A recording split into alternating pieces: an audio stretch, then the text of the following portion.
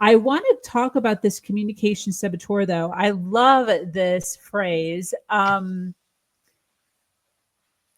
Let's say somebody knows that they're speaking to somebody who does not care to listen. How do we get over this? It might be some sort of a toxic relationship with parents, grandparents, children, spouses, right? This sometimes cuts our confidence because this person doesn't want to hear from us. So having a conversation might not be the best. What are some things that we can do internally, or conversations that we can have internally? What are some things that we need to just recognize to be able to get on with our life and continue to build confidence with other people in other areas? Great question. I think there are a bunch of different things. First of all, it depends on how serious or how important the conversation is.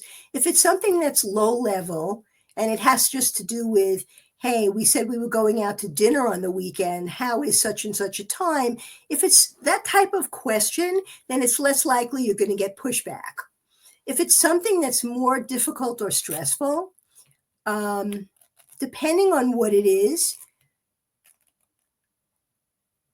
you would want to decide whether or not, even if it's a more challenging and more important situation, you'd want to decide whether or not that person is the right person to speak to. Are there other people that are in the mix? So if it's a family situation and you have someone is more likely to say, hey, yeah, that's great, you could say, well, can you call them and tell them that's what we decided? I mean, that's a little bit of a cop-out on some level, but not necessarily, because it gives you the opportunity to create the plan with someone else that's part of the group and then have them convey it. In terms of having to talk to people directly, this is why therapists are in the world, to be very honest, because so many people, I can't even begin to tell you how many wonderful women are out there who have been through trauma and who have been through toxic family relationships and have bumped into this challenge over and over again. The first thing I want to say to every one of you who's out there listening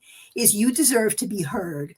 Whether or not that person is capable of listening has nothing to do with you.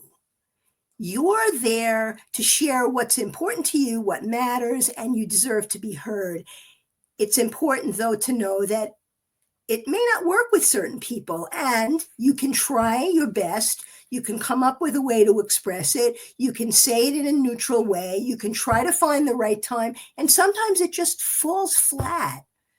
And if you've done the best you can with it and you love this person, even though they're driving you crazy because they're impossible when it comes to a conversation, then find a good therapist and get some help with figuring out how to process the frustration and how to process the challenges you're experiencing, because it's like you're hitting into a brick wall because they're not listening. One of the other things you can do, and it depends on, again, whether it's something that has to be addressed right away, one of the other things you can do is you can just decide not to have the conversation. There are